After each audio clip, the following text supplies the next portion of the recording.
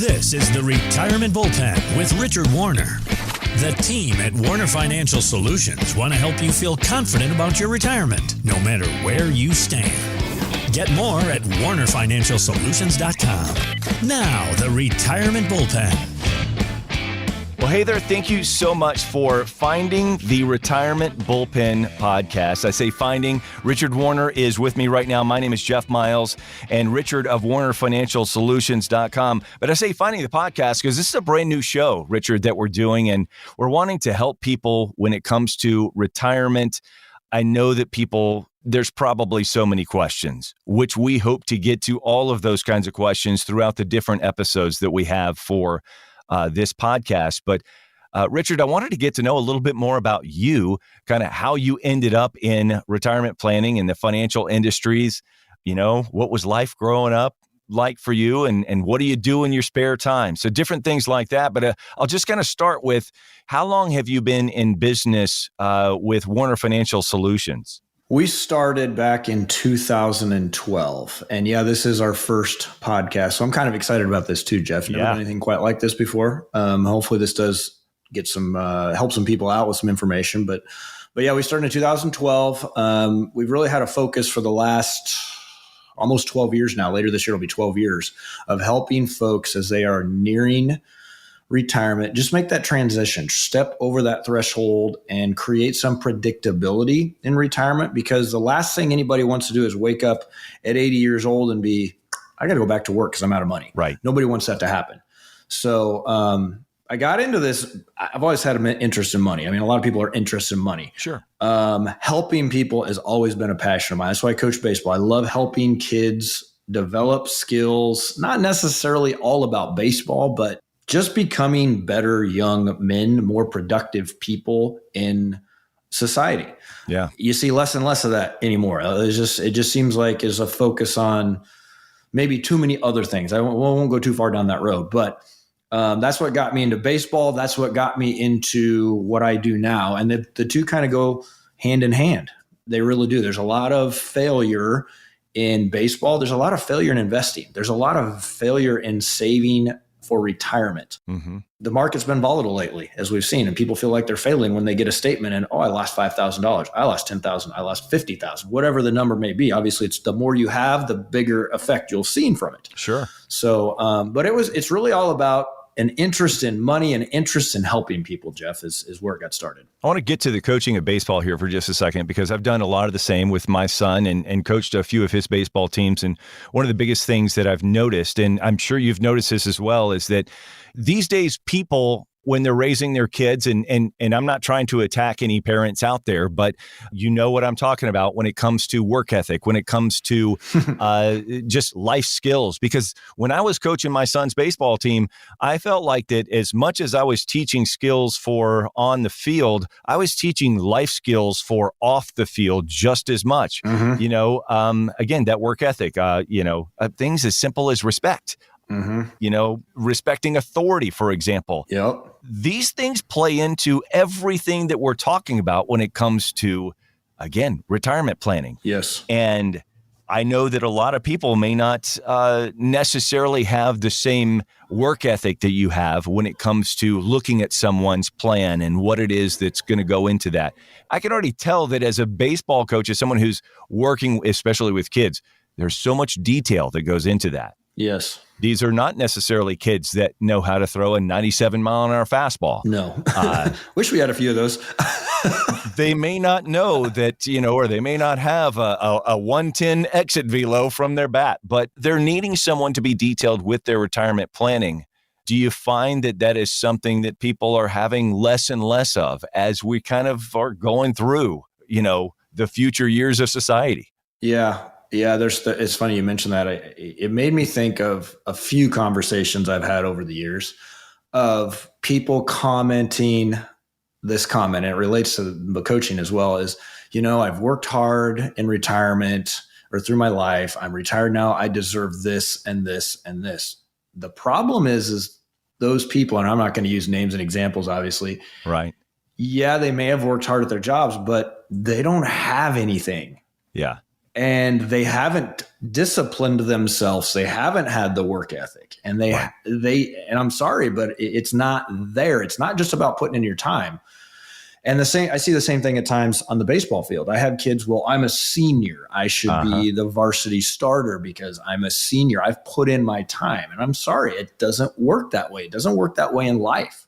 And our society is getting to that point where we just expect, because I have reached a particular echelon of I am at this age or here, that I just should get it. But it's not always the case. Sometimes that's part of it, right? Yeah. But it's about developing those habits, that work ethic that you talked about, being respectful to people, showing up every day, earning the vacation.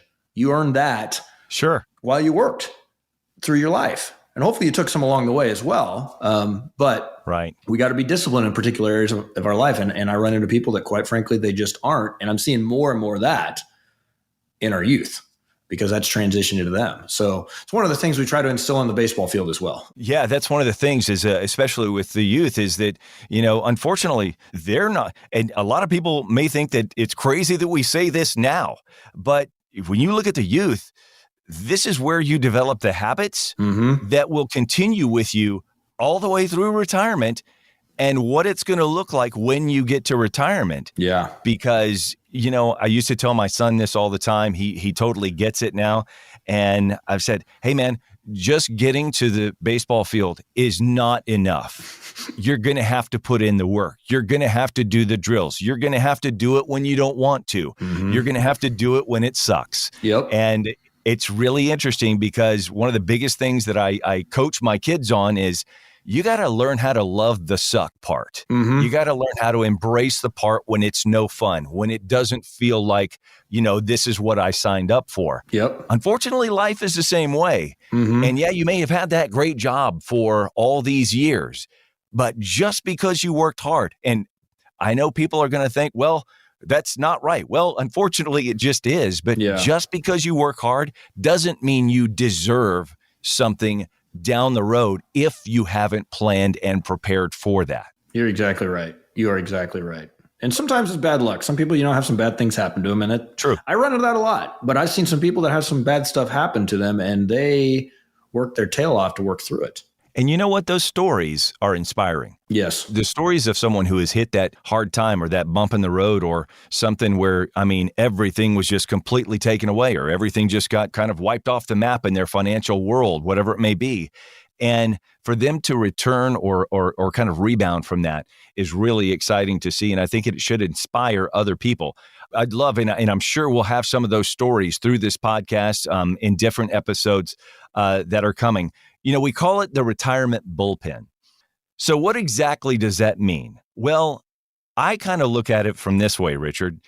A bullpen is when your pitcher that is on the mound right now is tired. They're gassed. It's the sixth inning, and they've thrown 110 pitches.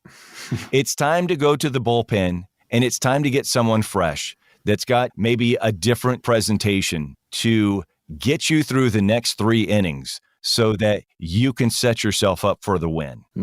That's really the kind of people that you're talking to, right? You're exactly right. So there's an approach, lots of approaches actually, that really work well to accumulation, to building wealth for retirement. You do certain things over time and they work really well in that stage. The problem people run into is they hit that stage you're talking about. They hit, I'm getting ready to retire. And they want to take those same strategies and those same approaches and think they're going to get the same results. The problem is you're not accumulating anymore in retirement. Now, you may be for a while. It depends upon your situation, but a lot of people are not accumulating anymore. When they step through that door, they now want to take that money and start spending it. So you can completely undo decades of great saving by, hey, maybe the market's down at the wrong time and I took too much money out. Right. And so having a different strategy to look at allocation, how do we protect against that? Keep what we have. How do we minimize our taxes, keeping more of our money from the IRS? How do we maximize our Social Security? How do we take all of this stuff and put it all together to create a predictable outcome that we can feel pretty confident about, that we'll have plenty of money and we never have to worry about waking up one day and I'm going to have to go find myself a part-time job as a greeter at Walmart. Nobody wants to do that. Right. And nothing against those people that do. A lot of them are really, really nice people, but when they're 80 years old, I don't think that's where they want to be. Correct. At that point. I would agree with you. And maybe some of them do. They like the interaction. But for the most part, people have other plans at that stage of life. They want to spend time with their grandkids. They want to spend time traveling. They want to spend time with the family and friends that are important to them. And that's ultimately the goal with creating that transition. That plan is so you can do those things that you really want to do in retirement. I love that, man. That's great stuff. It's called the Retirement Bullpen Podcast with Richard Warner and Warner Financial Solutions. Richard, for people that want to get in touch with you, they go through the website, warnerfinancialsolutions.com. We'll talk about when you need second opinions coming up on the podcast in future episodes. We'll talk about tax burdens. We'll talk about what does that number mean when you see people throwing out numbers. You need this much to retire. We'll get into those types of conversations. But most importantly, what's that first initial meeting with you like when someone comes to see you? It's just about getting to know that person in front of me, that couple in front of me a lot of times. Where are you at? Where do you want to go? I'll use the analogy. It's like a vacation. You taking a vacation somewhere. You want to go to point ABC, wherever it might be. There's lots of ways you can get to that point. What is that plan, the most effective, efficient way to get to that point based on your situation? And we just try to understand where they're at and what they're trying to do and kind of get to know us a little bit. Because honestly, you want to have some mutual respect. You want to, you don't necessarily have to be best friends, best buddies, or anything like that. Sure. You don't necessarily want to be best buddies with your financial advisor because sometimes we got to have hard conversations. Yeah. But it's more of a getting to know people, helping them feel relaxed. We're just here to help, to see where they're at. We're not there to sell you something. We're not trying to push you into something. We're just trying to see if we can help you out and give you some guidance and direction in this process. All right. For that first initial consultation, if you'd like to talk to Richard, then go through the website, warnerfinancialsolutions.com. Once again, warnerfinancialsolutions.com. This is the Retirement Bullpen Podcast with Richard Warner. I'm Jeff Miles. We will talk to you next time. Thanks a lot, Jeff. It's been a great time.